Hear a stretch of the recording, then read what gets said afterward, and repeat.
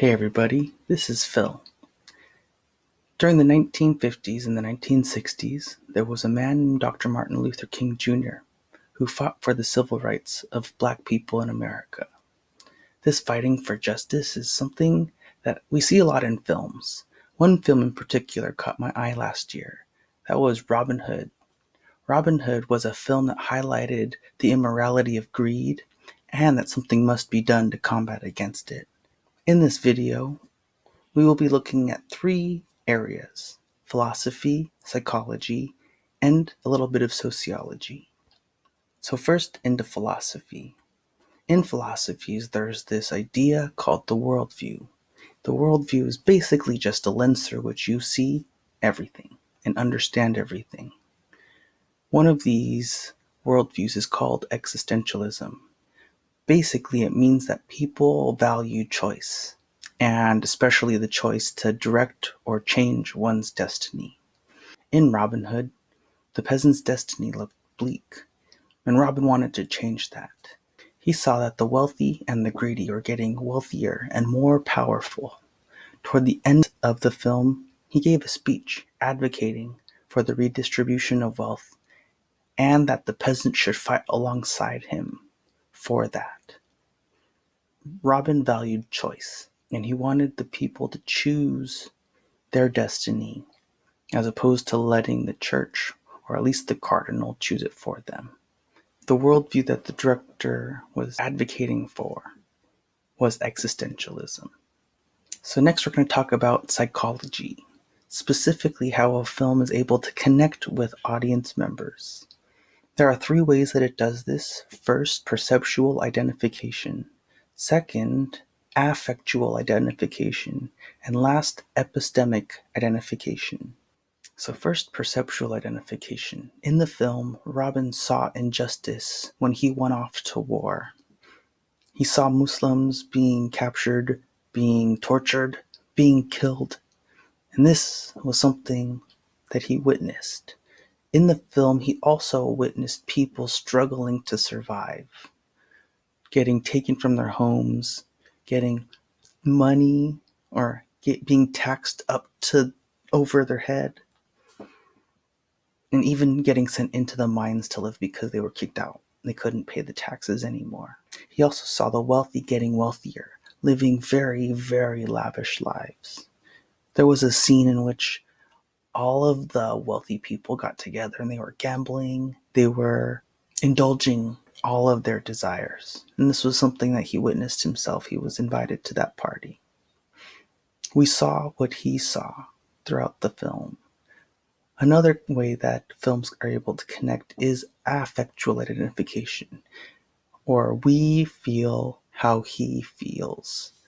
He was angry at the oppression that he saw, not only in war, but also in the day-to-day lives in Nottingham. He was angry at the poverty that the commoners were being forced into. He was angry toward the greed that he saw. Well, this actually started with John, but he was still nonetheless angry at the greed he saw from the people at the top of the food chain. We felt what he felt. And last is epistemic identification. We believe what he believes. He believed, and also we believed, that people ought to fight against oppression.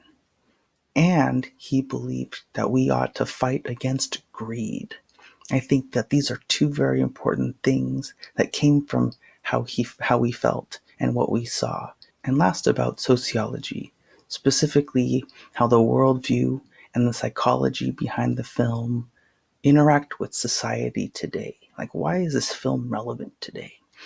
How does it reflect or enlighten or challenge our society?